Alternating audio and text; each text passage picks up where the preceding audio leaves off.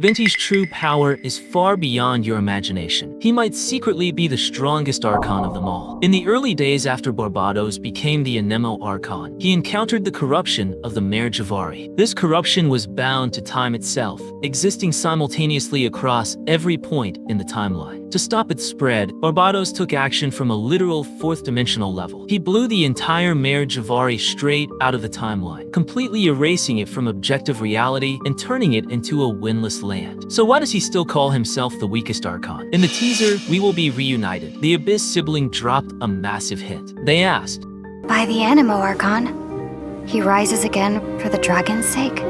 From this line, we can infer that Venti has, for certain reasons, set aside part of his power and would only reclaim it when absolutely necessary. But why would he do that? In the past, Mondstadt was entirely covered in deadly blizzards. Although Decarabian imprisoned his people within towering wind barriers, those same walls also kept out the relentless blizzards. It wasn't until Venti ascended to godhood that he used his divine power to completely alter the climate, creating the beautiful Mondstadt we know today. The wind barriers of Decarabian are much like the eternal thunderstorms of Inazuma or the Guyunstone forest created by Zhongli's giant spears. All of them are formed by massive, residual elemental energy. But Venti's method was completely different. It's as if he built an invisible wall around the entire region. Such precise and delicate elemental manipulation requires constant, active control. However, to resist erosion, Venti has to enter long periods of slumber. So, to ensure his people would never suffer from the freezing cold while he sleeps, he